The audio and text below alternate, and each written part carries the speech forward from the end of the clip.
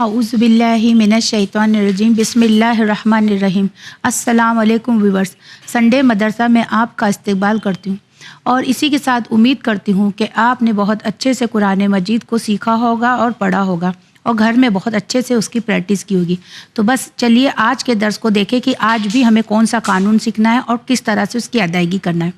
تو آج کے درس میں بھی ہم تجدید کے قانون کو ہی سیکھیں گے، کیونکہ تجدید کا قانون ایک اہم قانون ہے جو قرآن مجید میں بار بار آئے گا، اور ہمیں اس قانون کی اتنی پریکٹس کرنی ہے کہ اپنے بچوں کو بہت آسانی سے تجدید کے بارے میں سمجھا سکے اور اسے پڑھا سکے، اور آیتوں کی تلاوت اور آیتوں کو صحیح مخرج تجوید کے ساتھ اس کی ادائیگی کر سکے۔ تو چلیے آج کا جو ہمارا درس ہے، جیم نون زبر جن، نون کھڑا زبر نا، جنّا، تا واو زیر تیوں، جناتیوں، واو زبر وا، جناتیوں وا، عین پیش او، جناتیوں وا او، یا واپس یو، جناتیوں وا او یو، نون دو زیر نن، جناتیوں وا او یو نن۔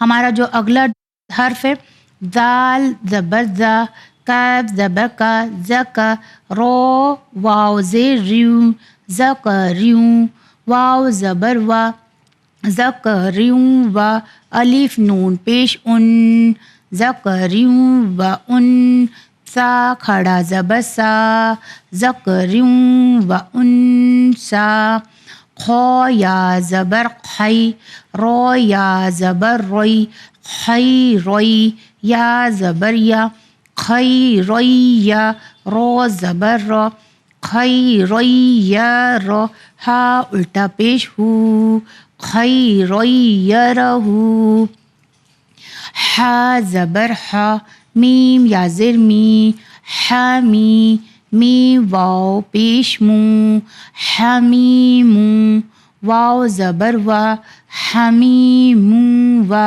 غین زبر گو، حمیمو وا گا، سین الف زبر سا، حمیمو وا گا سا، قوف دو پیش کن، حمیمو وا گا سا کن، سین الف زبر سا، قوف زیر کی، سا کی، تو یا زبر توئی، سا کی توئی، یا زبر یا، سا کی توئی یا، قاف واپس کو، سا کی توئی یا کو، لام واپس لو، سا کی توئی یا کولو، میم پیش مو، نون الف زبر نا، مونا، دال یا زدی، منادی، یا زبر یئی، منادی یئی، یا پیش یو، منادی یئی یو، نون الف زبر نا، منادی یئی یونا، دال یا زدی، منادی یئی یونادی، لام زبر لا، زال کاف زر زک، لزک، رو لام پیش رل، لذکرل، لام زبر لا، لذکرل، کیف زبر کا، لذکرل کا، زو لام پیش زل، میم واو زبر مو، ظلمو، واو زبر وا، ظلمو وا، زا واپس زو، ظلمو وزو، رو الف زبر رو، ظلمو وزو رو۔ جیسے آپ نے یہاں پہ دیکھا کہ دو زبر کے بعد الف آیا ہے، تو ہم نے الف کی ادائیگی کیا ہے اور ایک زبر کو نہیں پڑھا ہے، ظلمو وزورو، میم پیش مو، با کھڑا زبر با، مبا، رو زبر رو، مبارو، کیف لام پیش کل، مبارکل، لام زیر لی، مبارکلی، یا دال زبر ید، مبارکلی ید، دال با زبر دب، مبارکلی ید دب، با زبر با، مبارک لیدبروا واپس رو مبارک لیدبروا خو یا زبر خی رو یا زر ری خیری یا واپس یا پیش یو خیری یو واو فا زبر وف خیری یو وف فا زبر فا خیری یو وف فا خیری یو وف فا میم پیش مو حا میم زبر ہم مو ہم میم زبر ما محمد دال رو پیش در محمدر رو زبر رو محمدر رو سین واپس سو محمدر رسول لام لام پیش لل محمدر رسول لام کھڑا زبر لا محمدر رسول اللہ حاضر ہی محمد الرسول اللہ. جیسے آپ کو یاد ہوگا کہ میں نے پہلے کہا تھا کہ اگر اللہ سے پہلے زبر آ جائے یا پیش آ جائے تو اللہ موٹا پڑھا جائے گا، اور اگر زیر آتا ہے تو پتلا پڑھا جائے گا. تو یہاں پر اللہ سے پہلے پیش آیا ہے تو اس لیے ہم نے اللہ کی ادائیگی موٹی آواز میں کیا ہے. محمد الرسول اللہ. ہا پیش ہو دال واو زبر دو ہو دو واو زبر وا ہو دو وا. ہمارا جو اگلا حرف ہے عین دال زبر اد نون میم زیر نم اد نم میم پیش مو اد نم مو فا تا زبر فت اد نم مو فت تا زبر تا اد نم مو فت تا حا زبر ہا اد نم مو فت تا ہا تا لام زبر تل اد نم مو فت تا ہا تل لام زبر لا اد نم مو فت تا ہا تل لا ہا پیش ہو اد نم مو فت تا ہا تل لہو میم لام پیش مل اد نم مو فت تا ہا تل لہو مل. الف با زبر اب اد نم مو فت تا ہا تل لہو مل اب. واو الف زبر وا اد نم مو فت تا ہا تل لہو مل اب وا. با پیش بو اد نم مو فت تا ہا تل لہو مب لہو مل ابواب. یہ اتنا بڑا سینٹنس آیا ہے تو اس کے لیے بچوں کو بہت آہستہ سے سمجھائے کہ اس کو کس طرح سے ہمیں پڑھنا ہے. اد نم مفتحات لہو مل ابواب. ایک ایک قانون کو یہاں پر ہمیں بتانا ہے. نم مفتحات لہو مل ابواب. اد نم مفتحات لہوم الابواب.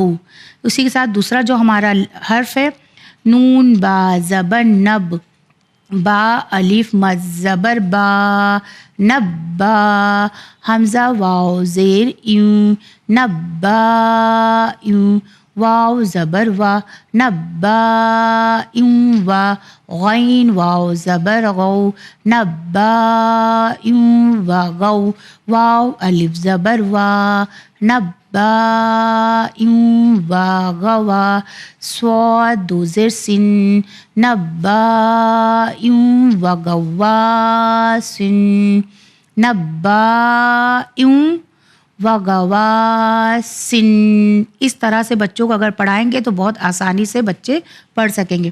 ہمارا جو اگلا حرف ہے الف یا زبر ای یا الف زبر یا ایا میم نون زیر من ایامن نون زبر نا ایامن حاضر ہی ایامن ہی سین الف زبر سا ایامن ہی سا تا لام زیر تل ایامن ہی سا تل لام زیر لی ایام نحیسات لی نون پیش نو ایام نحیسات لینو زال یا زی ایام نحیسات لینزی قاف زبر کا ایام نحیسات لنذیقا حامیم پیش ہم ایام نحیسات لنذیقہم۔ اسے اور آسانی سے بچوں کو بتا دوں کہ اسے کس طرح سے ہمیں ادا کرنا ہے۔ ایام نحیسات لنذیقہم، پہلے بچوں کو بتاؤ کہ الگ الگ اسے ادا کرے، پھر کوشش کرے کہ جوڑ کے جوائن کر کے ہم اسے پڑھیں اور پھر ایک ساتھ پڑھنے کی کوشش کریں۔ ایام نحیسات لنذیقہم۔ با زبر با، لام کھڑا مد زبر لا، بلا، حمزہ میم پیش بلا میم پیش مو، بلا مو، با یا زر بی، بلا بی، نون دو پیش نن، بلا مبینن، بلا مبینن، بلا مبینن۔ الف زیر ای، زال لام زبر زل، ایزل، لام زبر لا، ایزلا، خا یا زبر خی، را میم زبر رم، خیرم، میم نون زیر من، خیرم من، ہا میم پیش ہم، خیرم منہم، خیرم منہم، خیرم منہم، نون واپس نو، را نون زبر رن، نورن، نون ہا زبر نہ، نورن نہ، دال یا زر دی، نورن نہدی، نورن نہدی، نورن نہدی۔ جیسے آپ دیکھ رہے ہیں کہ کچھ حرف میں پہلے الگ الگ کر کے پڑھ رہی ہوں، پھر ایک ساتھ پڑھنے کی کوشش کر رہی ہوں، پھر اسے توڑ کے پڑھ رہی ہوں تاکہ بچے بہت آسانی سے آیتوں کو ملا کر پڑھ سکیں۔ اس لیے تو نورن نہدی، نورن نہدی، زال کاف زیر ذک، رو لام پیش رل، ذکر، لام لام زیر لل، ذکر لل، عین کھڑا زبر آ، ذکر للآ، لام زبر لا، ذکر للعالی، میم یا زر می، ذکر للعالمی، نون زبر نا، ذکر للعالمین، فا زبر فا، واو یا زبر وی، فوی، لام یا پیش لوئیں، فویلوئیں، یا واو زبر یو، فویلوئیں یو، میم زبر ما، فویلوئیں یوما، حمزہ زیر ای، فویلوئیں یومئی، دال لام زیر ذل، فویلوئیں یومئذل، لام لام زیر لل، فویلوئیں یومئذل لل، میم پیش مو، فویلوئیں یومئذل للمو، کاف زال زبر کز، فویلوئیں یومئذل للمکز، زال زیر زی، فویلوئیں یومئذل للمکزی، با یا زر بی، فویلوئیں یومئذل للمکذبی، نون زبر نا، فویلوئیں یومئذل للمکذبین۔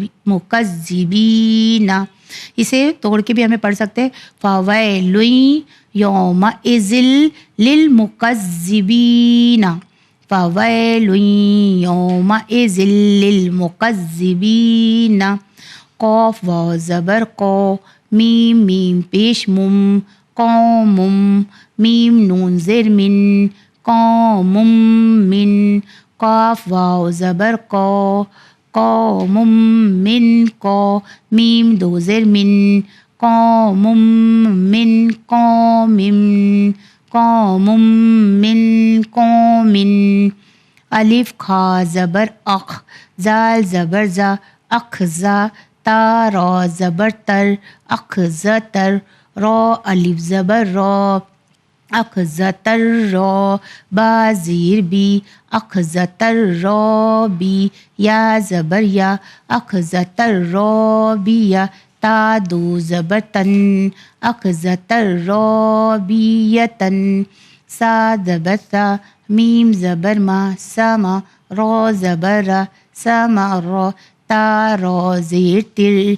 سما را تر را زا زیر رز سما را تر رز قاف دو زبر کن سما را تر رزقن سما را تر رزقن عین یا زبر ای نون یا زبر نئی عین نئی یا شین زبر یش عین نئی یش رو زبر را عین نئی یش رو با پیش بو عین نئی یشربو. جیسے آپ نے دیکھا کہ ہر لیٹر کو ہر حرف کو میں نے دو بار تین بار پڑھا ہے، کیونکہ اس لیے کہ بچے بہت آسانی سے تجدید کے قانون کو سیکھیں اور اس کی ادائیگی کریں. بس اسی کے ساتھ امید کرتی ہوں کہ آپ بہت اچھے سے اس کی پریکٹس کریں گے اور اپنے بچوں کو بھی پڑھائیں گے. بس دیجیے مجھے اجازت، بڑھتے ہیں مورل اسٹوری کی طرف. خدا حافظ. بسم اللہ الرحمن الرحیم. پیارے بچوں، السلام علیکم. آپ تمام کا استقبال ہے پروگرام سنڈے مدرسہ میں. ہم امید کرتے ہیں کہ لاسٹ ٹائم ہمارے ایپیسوڈ میں ہم نے جو مورلز کو ڈسکس کیے تھے وہ آپ نے پریکٹس ضرور کیا ہوگا. تو آئیے دیکھتے ہیں کہ اس بار کی اسٹوری سے آپ کیا سیکھتے ہیں. ہماری جو آج کی اسٹوری ہے وہ ہمارے تیسرے امام حسین علیہ السلام کی زندگی کے آخری سفر سے جڑی ہوئی ہے. یعنی وہ سفر جو امام حسین علیہ السلام نے مدینہ سے شروع کیا، جو کربلا پر آ کر ختم ہوا. جب امام مدینہ سے نکلے تو امام کے ساتھ تقریباً 72 لوگ تھے جو امام کا ساتھ دے رہے تھے، جو جانتے تھے کہ امام حق پر ہے، جنہیں پتا تھا کہ یزید نے امام کو بیعت کرنے کہا، لیکن امام نے یزید کے ارادے جان کر یزید سے بیعت کرنے کے لیے منع کر دیا. اور یہ وہ لوگ تھے جو امام کا ساتھ دے رہے تھے اور امام کے ساتھ کربلا جا رہے تھے. جب یہ قافلہ سفر کر رہا تھا تو کافی ایسے لوگ تھے جو اور بھی سفر کر رہے تھے، جو راستے میں موجود تھے. ہم بھی جب ٹریول کرتے ہیں، کہیں جاتے ہیں، تو ہمارے آس پاس اور بھی لوگ ہوتے ہیں نا جو سیم راستے پر جا رہے ہوتے ہیں، یا جو کافی منزل تک ہمارے ساتھ ہوتے ہیں، لیکن پھر آگے جا کر ان کی منزل، ان کا جو ڈیسٹینیشن ہے وہ بدل جاتا ہے، لیکن کچھ حد تک ہم ساتھ سفر کرتے ہیں، رائٹ؟ تو ویسے ہی جب امام سفر پر تھے تو وہاب قلبی، ان کی والدہ اور ان کی وائف اس سفر میں ان کے پیچھے پیچھے چل رہے تھے. جب یہ سفر آگے جانے لگا، امام بھی آگے چلنے لگے، تو جناب وہاب قلبی کی جو والدہ تھی انہوں نے سوچا کہ یہ جو قافلہ ہے یہ کہاں جا رہا ہے، یہ کہاں سفر کر رہے ہیں. پہلے ان کو لگا کہ شاید یہ تجارت کر رہے ہیں، پھر انہوں نے سوچا اگر یہ تجارت نہیں کر رہے ہیں تو شاید یہ لوگ جنگ پر جا رہے ہوں گے. پھر ان کے ذہن میں خیال آیا کہ اگر جنگ پر جا رہے ہیں، لڑائی کرنے جا رہے ہیں، تو ان کے ساتھ عورتیں اور بچے کیوں ہیں؟ کیونکہ کیا بھلا کوئی اپنی عورتوں کو، اپنے بچوں کو لے کر جنگ پر جا سکتا ہے؟ نہیں جا سکتا. ان کے ذہن میں یہ ساری باتیں چل رہی تھیں اور یہ قافلہ بھی ساتھ ساتھ آگے بڑھ رہا تھا. کافی دوری پر پہنچنے کے بعد ان کی والدہ نے جناب وہاب قلبی سے کہا کہ مجھے سمجھ نہیں آ رہا کہ یہ قافلہ کہاں جا رہا ہے، مجھے بہت بے چینی سی ہو رہی ہے، میں جاننا چاہتی ہوں کہ یہ لوگ کہاں کا سفر طے کر رہے ہیں. جناب وہاب قلبی نے اپنی والدہ سے اجازت لی اور جا کر امام حسین سے بات کی. امام حسین علیہ السلام نے جناب وہاب قلبی کو پورا ماجرا بتایا کہ کس طرح انہوں نے مدینہ سے سفر شروع کیا، کس طرح یزید انہیں بیعت کرنے کے لیے فورس کر رہا تھا. یزید جو کہ ظالم تھا، جو کہ کافی ایسی چیزیں کرتا تھا جس کی اجازت اسلام نہیں دیتا، جو کہ حق پر نہیں تھا، یہ تمام چیزیں امام نے جناب وہاب قلبی کو بتائیں. انہوں نے جناب وہاب قلبی سے کہا کہ وہ رسول خدا صلی اللہ علیہ وآلہ وسلم کے نواسے ہیں، بی بی فاطمہ زہرا سلام اللہ علیہا امام علی علیہ السلام کے بیٹے ہیں، اور وہ ایسی کوئی بھی چیز کے لیے بیعت نہیں کر سکتے جو اسلام کے اگینسٹ ہو. جب یہ ساری باتیں امام حسین علیہ السلام نے جناب وہاب قلبی سے ڈسکس کی تو جناب وہاب قلبی یہ ساری باتیں سن کر اپنی والدہ کے پاس لوٹ آئے، اور جب وہ لوٹ آئے تو انہوں نے اپنی والدہ سے کہا کہ یہ جو آگے ہمارے قافلہ جا رہا ہے یہ لوگ مظلوم ہیں، ان کے ساتھ زیادتی کی جا رہی ہے، یہ لوگ غلط نہیں ہیں اور یہ کوئی جنگ کے ارادے سے نہیں جا رہے۔ جناب وہاب قلبی، ان کی والدہ اور ان کی جو وائف ہے، یہ لوگ اسلام کو نہیں مانتے تھے، یہ لوگ کرسچنز تھے۔ لیکن چاہے مذہب کوئی بھی ہو، ہر مذہب ہمیں انسانیت ضرور سکھاتا ہے، ہر مذہب ہمیں پیغام انسانیت ضرور دیتا ہے۔ جب ان کی والدہ نے یہ سارا ماجرا سنا، انہیں پتہ چلا کہ کس طرح امام حسین علیہ السلام جو کہ مظلوم ہیں، ان کے ساتھ زیادتی کی جا رہی ہے، تو انہوں نے وہاب قلبی سے کہا کہ آپ بھی ان کا ساتھ دیں، ان کے ساتھ شریک ہو جائیں اور امام کی مدد کریں، اور امام اگر شہید بھی ہو جاتے ہیں اور یہ شہید ہو جائے تو انہیں کوئی غم نہیں ہے۔ اور اسی طرح جناب وہاب قلبی بھی امام کے ساتھ ہو گئے۔ تو بچوں، آپ سے ہم یہ جاننا چاہیں گے کہ اگر ایسی کوئی سچویشن آئے جہاں آپ کو پتہ چلے کہ آپ کے سامنے کسی کے ساتھ ظلم ہو رہا ہے، کوئی جھوٹ بول رہا ہے، آپ کے دوست کو یا کوئی بھی اگر آپ کا دوست نہیں ہے اسے پریشان کر رہا ہے، تو اس سچویشن میں آپ کیا کریں گے؟ کیا آپ ڈر کر یہ سوچیں گے کہ نہیں اس چیز سے میرا لینا دینا نہیں ہے تو میں اس چیز کا پارٹ کیوں بنوں، میں ظلم کو بڑھنے دوں، مجھے کیا کرنا ہے؟ نہیں، بلکہ ہمیں اگر ایسا نظر آئے کہ کہیں کسی کے ساتھ کچھ غلط ہو رہا ہے اور ہمیں پتہ ہے کہ وہ چیز غلط ہے، تو یہ ہمارا فرض بنتا ہے کہ ہم اس کے خلاف آواز اٹھائیں۔ میں آپ کو ایک چھوٹی سی مثال دیتی ہوں۔ ہم راستے پر چلتے ہیں، ہم دیکھتے ہیں کافی بار بچے کتوں کو پتھر مارتے ہیں، غلط ہے، ظلم ہے۔ اگر آپ کا دوست ایسا کر رہا ہے تو آپ کو روکنا چاہیے۔ کافی بار ہم دیکھتے ہیں کہ غریب بچے راستے پر جو کھیل رہے ہوتے ہیں، لوگ چلتے پھرتے انہیں مار دیتے ہیں، سر پر ٹپلی مار دیتے ہیں، یہ ساری چیزیں غلط ہیں۔ ہمارے جو دوست ہیں یہ اپنے آپ کو ٹیچر سے بچانے کے لیے کہہ دیتے ہیں نہیں میں نے تو ہوم ورک کیا ہے، جبکہ آپ کو پتہ ہے انہوں نے ہوم ورک نہیں کیا، یہ جھوٹ ہے۔ تو آپ کو ایٹ لیسٹ اکیلے میں جا کر انہیں سمجھانا چاہیے کہ اس طرح جھوٹ نہیں بولنا چاہیے، یہ بات غلط ہے۔ اور جہاں پر بھی سچ کا ساتھ دینا ہو، ہم تمام کو ایک ساتھ آ کر سچ کا ساتھ دینا چاہیے۔ ہم امید کرتے ہیں کہ ہمارے اس مورلز کو آپ صرف یاد ہی نہیں رکھیں گے بلکہ آپ اسے اپنی زندگی میں پریکٹس کرنے کی بھی کوشش کریں گے۔ تو آئیے دیکھتے ہیں کہ اب سسٹر فاطمہ آپ کے لیے کیا لے کے آئی ہیں۔ السلام علیکم پیارے بچوں، ہم بات کر رہے ہیں امام علی علیہ السلام کی زندگی کے بارے میں۔ پچھلی بار میں نے آپ کو بتایا تھا کہ امام علی علیہ السلام نے بی بی فاطمہ کلابیہ سے نکاح کر لیا تھا، جو کہ ام البنین کے نام سے مشہور ہے۔ ام البنین یعنی 4 بیٹوں کی ماں، لیکن ہم انہیں سب سے زیادہ جس سے جانتے ہیں وہ ہیں کہ وہ مولا عباس علیہ السلام کی والدہ ہیں۔ اس کے بعد کچھ عرصے تک یعنی 20 یا 25 سال امام علی علیہ السلام مدینے میں ہی رہے، اور پھر اس کے بعد جب ظاہری خلافت امام علی علیہ السلام کے ہاتھ میں آئی، اس وقت امام علی علیہ السلام کوفہ کی جانب چلے گئے اور اسی کو اپنا کیپٹل بنا لیا۔ ہم سب جانتے ہیں بچوں، کوفہ میں مسجد کوفہ کے نزدیک امام علی علیہ السلام کا گھر ہے۔ اگر آپ گئے ہوں، آپ جانتے ہوں، آج بھی وہ گھر موجود ہے۔ ظاہر ہے اب وہ ویسا نہیں ہے، اسے کافی ریسٹور کر کے بنایا گیا ہے، لیکن وہاں امام علی علیہ السلام رہتے تھے، جو اپنے حساب سے ایک بہت ہی معمولی گھر تھا۔ وہاں کے لوگ چاہتے تھے کہ امام علی علیہ السلام ان کے حاکم ہیں، ان کے خلیفہ ہیں، تو وہ حاکم کے محل میں رہیں۔ جیسے آج ہم جانتے ہیں کوئی پریسیڈنٹ ہوتا ہے یا کوئی پرائم منسٹر ہوتا ہے، وہ کیسے گھروں میں رہتے ہیں؟ ایک دم عالیشان پیلس میں یا سویٹس میں۔ اب جیسے ہم یو ایس کے پریسیڈنٹ کو دیکھ لیں، وہ کہاں رہتے ہیں؟ وائٹ ہاؤس میں۔ ان کی سواریاں کیسی ہوتی ہیں؟ ایک دم عالیشان، وہ پورٹس میں سفر کرتے ہیں۔ لیکن امام علی علیہ السلام کی زندگی اس کے بالکل برعکس تھی اور بہت ہی سادہ تھی۔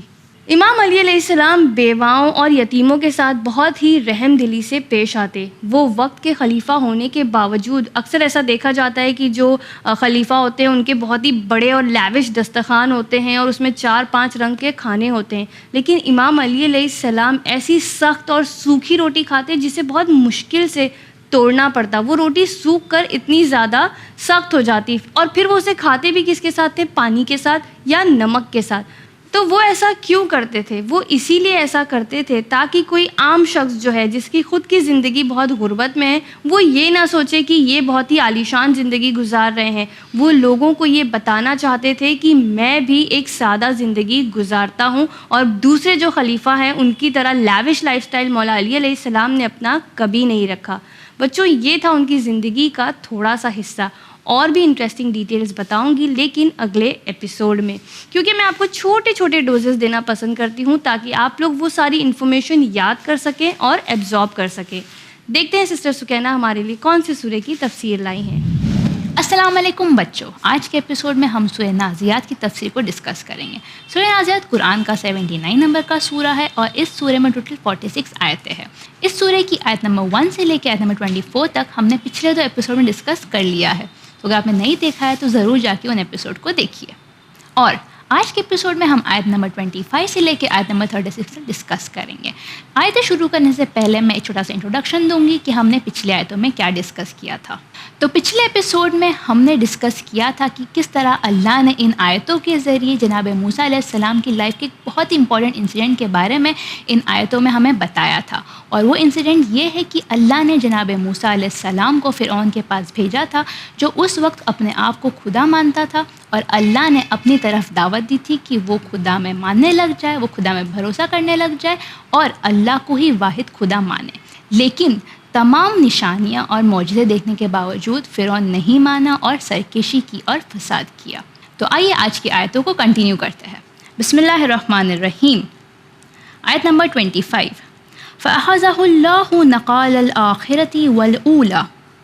تو اس آیت میں اللہ فرماتا ہے تو خدا نے اسے دنیا اور آخرت دونوں کے عذاب میں پکڑ لیا۔ تو اس آیت میں اللہ میں بتا رہا ہے کہ جب اللہ نے فرعون کو خود کی طرف دعوت دی اور جب فرعون نے اللہ کی بات کو نہیں مانا، تو اللہ کہہ رہا ہے کہ فرعون کو دنیا اور آخرت دونوں کے عذاب میں مبتلا کر دیا ہے۔ آیت نمبر 26، إِنَّ فِي ذَلِكَ لَعِبْرَةً لِمَن يَخْشَىٰ۔ تو اللہ اس آیت میں فرماتا ہے کہ جو شخص خدا کا ڈر رکھتا ہے اس کے لیے اس قصے میں عبرت ہے۔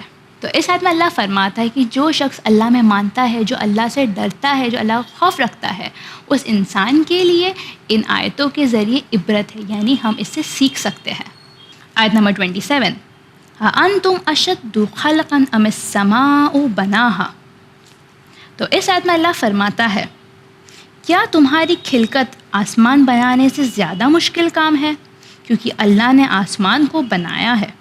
تو اللہ اس آیت میں ہمیں کویشچن کرتا ہے کہ کیا انسان کی خلقت، انسان کو بنانا اتنا مشکل تھا؟ کیونکہ اللہ کہہ رہا ہے کہ اللہ نے آسمان کو بنایا ہے، آسمان کو خلق کیا ہے۔ آیت نمبر 28، رفع سمکها فسواها۔ تو اس آیت میں اللہ فرماتا ہے کہ اس نے چھت کو بلند کر دیا اور پھر برابر کر دیا۔ آیت نمبر 29، وَأَغْطَشَ لَيْلَهَا وَأَخْرَجَ ضُحَاهَا۔ اور اس آیت میں اللہ فرماتا ہے کہ اس نے رات کو تاریک بنایا اور دن میں دھوپ نکالی۔ آیت نمبر 30، وَالْأَرْضَ بَعْدَ ذَلِكَ دَحَاهَا۔ اور اس آیت میں اللہ فرماتا ہے کہ اس کے بعد زمین کو پھیلا دیا۔ آیت نمبر 31، أَخْرَجَ مِنْهَا مَاءَهَا وَمَرْعَاهَا۔ تو اللہ اس آیت میں فرماتا ہے کہ اس نے اس میں سے پانی نکالا اور چارہ اگایا۔ آیت نمبر 32، وَالْجِبَالَ أَرْسَاهَا۔ اللہ اس آیت میں فرماتا ہے کہ اور اس پر پہاڑوں کا بوجھ رکھ دیا۔ آیت نمبر 33، مَتَاعًا لَكُمْ وَلِأَنْعَامِكُمْ۔ اس آیت میں اللہ فرماتا ہے کہ یہ سب کچھ تمہارے اور تمہارے چار پایوں کے فائدے کے لیے ہے۔ تو آیت نمبر 27 سے لے کے آیت نمبر 33 تک ہم نے دیکھا کہ اللہ نے تمام چیزوں کو، دنیا کو، پانی کو، آسمان کو، سورج کو، چاند کو، تمام چیزوں کو انسان کے لیے پیدا کیا ہے، انسان کے لیے بنایا ہے۔ اور اللہ ان آیتوں کے ذریعے اللہ کی تمام نعمتوں کو ہمیں کاؤنٹ کروا رہا ہے کہ ہمیں اللہ کا شکر کرنا چاہیے، اور یہ ساری چیزیں ہمیں مدد کرتی کہ ہم اللہ میں اور بھروسہ کر سکیں۔ آیت نمبر 34، فَإِذَا جَاءَتِ الطَّامَّةُ الْكُبْرَىٰ۔ تو اس آیت میں بڑی آفت سے مراد قیامت کی ہے۔ تو اللہ کہتا ہے کہ جب قیامت آئے گی تب۔ آیت نمبر 35، یوم یتذکر الانسان ما سعی۔ اس آیت میں اللہ فرماتا ہے اس دن انسان اپنے کاموں کو یاد کرے گا، یعنی اللہ کہہ رہا ہے کہ جس دن قیامت آئے گی اور جب انسان کو ریئلائز ہوگا کہ قیامت آ گئی ہے، اس دن انسان اپنے تمام کاموں کو، تمام عمل کو یاد کرے گا کہ انسان نے دنیا میں کیا کیا کام کیے ہیں۔ آیت نمبر 36، وَبُرِّزَتِ الْجَحِيمُ لِمَن يَرَىٰ۔ تو اس آیت میں اللہ فرماتا ہے اور دوزخ دیکھنے والے کے سامنے نکال کے رکھ دی جائے گی۔ تو اس آیت میں اللہ فرماتا ہے کہ جس دن قیامت ہوگی اس دن لوگ دیکھ رہے ہوں گے، اپنے تمام اعمالوں کو یاد کر رہے ہوں گے، اور اس دن اللہ دوزخ کو انسانوں کے سامنے لا کے رکھ دے گا۔ تو بچوں، ان آیتوں سے ہم کیا سیکھتے ہیں؟ پہلی چیز کہ ہم فرعون کی ایگزامپل سے سیکھ سکتے ہیں کہ ہمیں اللہ پہ بھروسہ کرنا چاہیے، کیونکہ اللہ کی باتیں حق پر ہے اور اللہ کی آیتوں پہ بھی بھروسہ کرنا چاہیے، اور اللہ نے جو بھی اس قرآن میں کہا ہے کچھ بھی غلط نہیں ہے اور سب چیز صحیح ہے اور برحق ہے۔ اور دوسری چیز جو ہم اس سورے سے سیکھتے ہیں وہ یہ ہے کہ قیامت برحق ہے اور یقیناً آئے گی۔ تو بچوں، اس ٹیم سنڈے مدرسہ کو دیجیے اجازت، ہم پھر ملیں گے، آپ بنے رہیے چینل ون پر۔